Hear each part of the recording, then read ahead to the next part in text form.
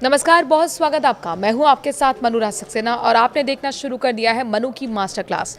Master class में middle east से जुड़ी हुई इस वक्त की बहुत बड़ी खबर सामने आ रही है। देखिए, ईरान अमेरिका युद्ध के बीच अब हूतियों की भी एंट्री हो गई है और अब तक का सबसे बड़ा हमला हूतियों ने यमन पर और सऊदी अरब पर किया है।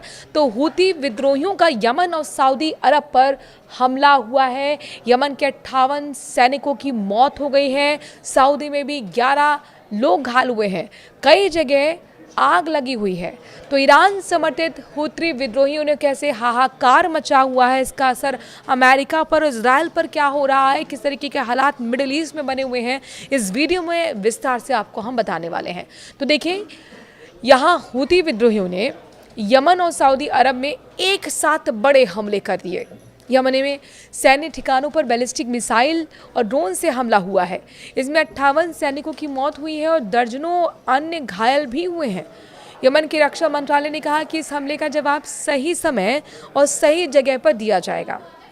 दूसरी तरफ सऊदी के नजरान में हुए हमले में 11 नागरिक घायल हुए। इनमें से 7 सऊदी नागरिक, एक यमनी और 2 मिस्र के और एक पाकिस्तानी नागरिक है और 4 साल का एक बच्चा भी इसमें शामिल है। हमलों के बाद नजरान के कई हिस्सों में आग लग गई, जिसे बुझाने के लिए दमकल और राहत की टीमें तैनात कर दी गई। पिछले 24 घंटे के 5 बड़े अपडेट्स आपको हम देते हैं। अमेरिका ईरान के बीच हॉर्मुज डील जल्द संभव है।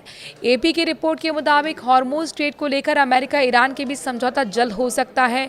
ईरान ओमान के बीच मसौदा अंतिम चरण में पहुंच चुका है।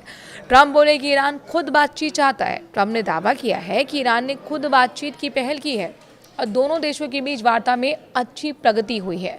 उनके मुताबिक समझौता ईरान के लिए सबसे बेहतर विकल्प होगा। तो वहीं हॉर्मुज और बाब अल मंदेब में जहाज़ों की आवाजाही घट गई है।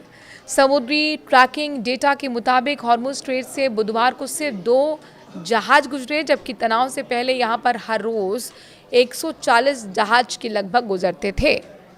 बाब अल मंदेब में भी शिपिंग ट्रैफिक लगातार घट रहा है। वहीं हॉर्मुज में टोल लगा तो दुनिया में महंगाई बढ़ेगी।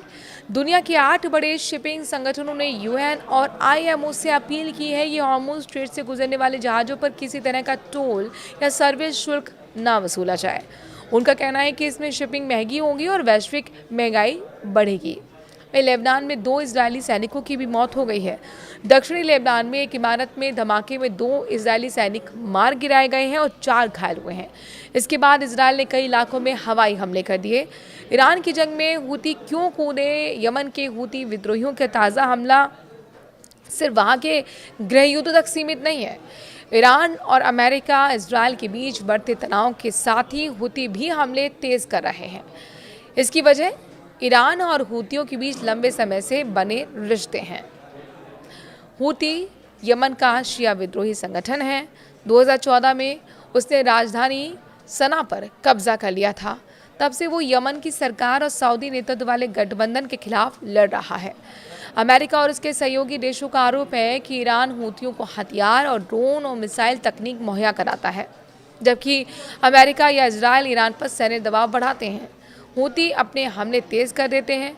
इसका मकसद विरोधी देशों को एक साथ कई मोर्चों पर उलझाए रखना होता है, ताकि ईरान पर पड़ने वाला दबाव कम किया जा सके। वहीं पाक के प्राइम मिनिस्टर शहबाज सऊदी दौरे पर क्यों पहुंचे, ये भी आपको बताते हैं। तो देखिए, खाड़ी में बढ़ते तनाव पर चर्चा, ईरान और अमेरिका तनाव और हूती हमलों और लाल सागर में बिगड़ते हालात के बीच तीनों नेता क्षेत्रीय सुरक्षा पर रणनीति बनाएंगे। पाकिस्तान की अब इसमें नई भूमिका दिख रही है। पाकिस्तान हाल ही में लाल सागर में हूती हमलों से निपटने के लिए बने सऊदी नेतृत्व वाले नौसैनिक गठबंधन में शामिल हुआ है। ऐसे में उसकी भूमिका पहले से ज़्यादा अहम हो गई है। रक्षा सहयोग पर भी फोकस है। तो बैठक में रक्षा सहयोग, सैन्य समन्वय और समुद्री सुरक्षा बढ़ाने पर चर्चा होने की उम्मीद है। हालांकि किसी औपचारिक रक्षा संधि की संभावना बेहद ही कम दिखाई देती है। व्यापार और निवेश भी एजेंडे में शामिल है। तो सऊदी अरब और पाकिस्तान के बीच निवेश, ऊर्जा और व्यापार सहयोग बढ़ाने पर भी बातचीत होगी। तुर्की की मौजूदगी से त्रिपक्षीय सहयोग पर भी जोर रहेगा। यमन में हूती हमलों से मरने वालों की संख्या अपडेट ये है कि 58 पहुंच चुकी है। यमन में हूती विद्रोहियों की मिसाइल और ड्रोन हमलों में मरने वालों की संख्या बढ़कर 58 हो गई है। हमलों में दर्जनों सैनिक घायल हुए हैं। तो वह सऊदी अरब के नजरान क्षेत्र में हुए हमले में 4 साल के बच्चे समेत 11 नागरिक घायल हो गए। हमलों के बाद नजरान के कई हिस्सों में आग लग गई। सऊदी अरब के नजरान में भीषण आग और सऊदी अरब के नजरान क्षेत्र में जो भीषण आग लगी उसकी लपटें और धुएं का गुबार दूर दूर तक दिखाई दिया। फिलहाल आग लगने के कारण नुकसान को लेकर अभी कोई आधिकारिक जानकारी निकलकर सामने नहीं आई है। नजरान में लगी आग की जानकारी मिलते ही दमकल की और राहत की टीमें मौके पर पहुंची हैं। आग पर काबू पाने की कोशिशें चल रही हैं। एक्सपर्ट्स का कहना है कि ट्रंप के पास अब 2 ही रास्ते बचे हुए हैं, या तो वो पीछे हटे या फिर जंग बढ़ाएं। शिकागो यूनिवर्सिटी के जो प्रोफेसर हैं उनका कहना है कि ईरान के साथ जारी युद्ध में ट्रंप ऐसे मोड़ पर पहुंच गया है जहां उनके पास सिर्फ 2 विकल्प बचे हैं कि या तो वो ईरान के बढ़ते प्रभाव को स्वीकार कर लें या फिर जंग को और भी आगे तेजी से बढ़ा लें।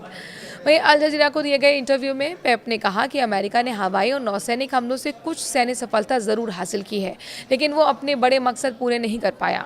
उनके मुताबिक युद्ध के बाद ईरान पहले से ज़्यादा मजबूत होकर उभरा है। यमन में गृह युद्ध भड़काने का खतरा अभी बढ़ा हुआ है और ईरान समर्थित हूती विद्रोहियों के बड़े हमले के बाद यमन में गृह युद्ध भड़कने का खतरा तेजी से बढ़ गया है। हूतियों ने पूर्वी यमन में सरकारी सेना के 3 सैन्य ठिकानों पर मिसाइल और ड्रोन से हमला कर दिया है। ये इलाका सऊदी समर्थित सरकार का मजबूत गढ़ माना जाता है और इसे हाल के वर्षों में हूतियों की सबसे बड़ी सैन्य कार्रवाइयों में गिना जा रहा है। उधर सऊदी नेतृत्व वाले गठबंधन के मुताबिक नजरान एयरपोर्ट पर हुए हमले में 11 नागरिक घायल हुए हैं। विशेषज्ञों का कहना है कि हूती अब पूर्वी यमन में भी मोर्चा खोल चुके हैं। अगर तनाव इसी तरह पर बढ़ता है तो फिर देश एक बार फिर गृह युद्ध की चपेट में आ सकता है। हॉर्मुज में अमेरिकी इजराइल जहाज़ों की एंट्री रोकने की तैयारी भी हो रही है। ईरान ने हॉर्मुज स्ट्रेट पर अपनी पकड़ और मजबूत करने की तैयारी शुरू कर दी है। सदन में ऐसा बिल पेश किया गया है जिसमें अमेरिका, इजराइल और अन्य दुश्मन देशों के जहाज़ों की आवाजाही पर रोक लगाने के प्रस्ताव हैं। नियम तोड़ने वाले जहाजों पर उनके माल की कीमत का 20% तक जुर्माना लगाने का भी प्रस्ताव इसमें है। पश्चिम एशिया के हालात पर मोदी नेतन्याहू की फोन पर बातचीत भी हुई है। प्रधानमंत्री नरेंद्र मोदी ने इजराइल के प्रधानमंत्री बेंजामिन नेतन्याहू से फोन पर बातचीत की है।